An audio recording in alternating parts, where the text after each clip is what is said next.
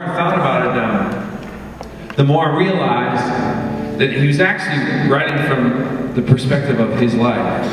And I would have to imagine if you're in prison and you're waiting to die for your faith, there's a lot of things running in your head. There's a lot of voices talking to you, and I'm sure there was a voice that said, you know what, you're a hypocrite, you're a fake, you used to help kill Christians, you had struggles, and you can't run to prison. So I think when Paul is writing this thing and saying, you know, I fought the fight, I think he's talking about the battle that's in every human heart. And I think what he did was he witnessed Jesus win it for him. He witnessed Jesus sort of emerge out of the battleground that is the human heart, and he was victorious. I think that there's probably times in Paul's life where he was just trying to run away from God, and he realized that when he finally got tired out, God was 2 steps ahead of him every time, or he was just keeping pace with him. And I think there was probably times when maybe he struggled to believe in the will of God, but then he realized that that faith is a gift.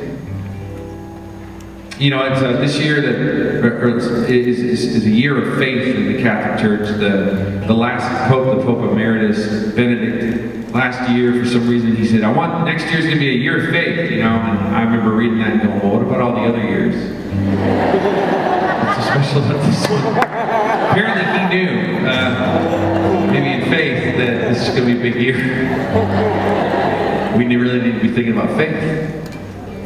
But I mean, have you thought about your faith in a while? You know, it's a gift. God gives you faith. Gives you faith in Him. But you're a steward of it. What you do with it matters. You have to nurture it. You have to take care of it. You know, and I feel like more and more in the world, you know, people, we receive a gift of faith, and then somewhere along the way in our stewardship of it, we just start to struggle and we have questions. Because life's a big mystery, and God's a big mystery, and there's a lot of things that sometimes the mathematics, the addition isn't adding up. And so we turn for wisdom, we turn for guidance, and sometimes we inadvertently turn to the world for answers about faith, which is, I liken it to trying to go to a plumber with answers about rocket science. It's not bad, it's just not really equipped to deal with it.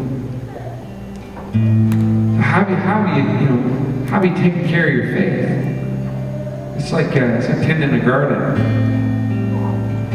So I think when Paul says, I kept the faith, I think he says it like, you know, God gave me this gift.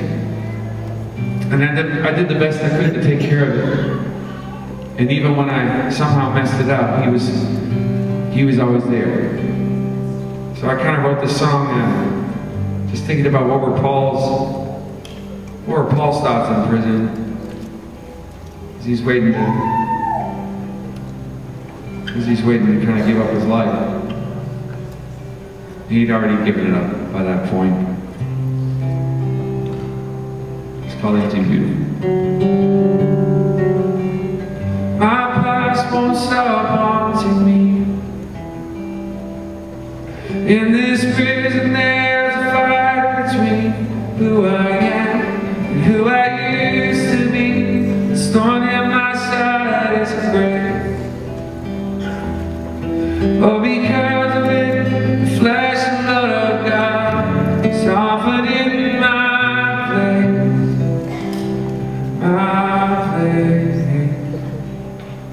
You fought the fight in me. You chased me down. I was blind, but now I see. Jesus, you kept the faith in me.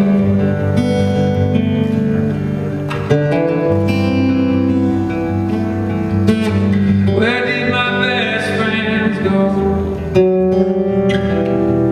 My defense, they disappeared just like a friend.